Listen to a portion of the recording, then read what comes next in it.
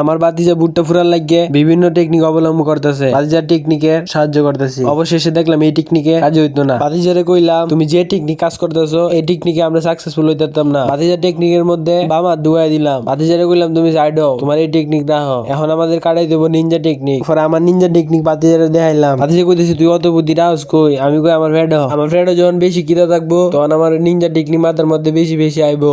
আমার ফ্রেন্ড কিদা এর লাগে নিনজা টেকনিক আইতাছে। ভুট্টা খাওয়ানোর পরে এরপরে আমার টেকনিক আর থাকতো না। আর আমার সাথে থাকা কুদাতুর পানি দিয়ে চটপটানো দেখে মনে হইতাছে যে এরা এক সপ্তাহ ধরে খায় না। এর খাদ্যর ব্যবস্থা করার জন্য আমরা দ্রুত কাজ করতেছি যাতে কুদার্ত পানির মুখের মধ্যে তাড়াতাড়ি খাওয়ানটা দিতে পারি। এরা যা করতেছে মনে হইতাছে আমি এক চিড়িয়াখানার মধ্যে আছি। আমার বন্ধু বান্ধবের থেকে সভ্য চিড়িয়াখানার পশু পাখি। অবশেষে নিনজা টেকনিক কাটায়া আমরা সাকসেস হইতে পারছি। এখন আমার বন্ধু মাধ্যমে আগুন জ্বলাইতেছে, সবার মুহ হাসির কই ফুটতেছে আজকে এরা খাইবো। বান্দারের কোনো ধৈর্য দিছে না আল্লাহ। কইছি তোরা একটু সবুর কর সবুরে মেয়া বলে না, এরা এই সবুরটাই করতে না, এরা পাগলা হয়েছে। আমি কইলাম আচ্ছা কি আর গরম যাইবো, আল্লাহ তোরা হেদায়েত দান করুক, আমিন।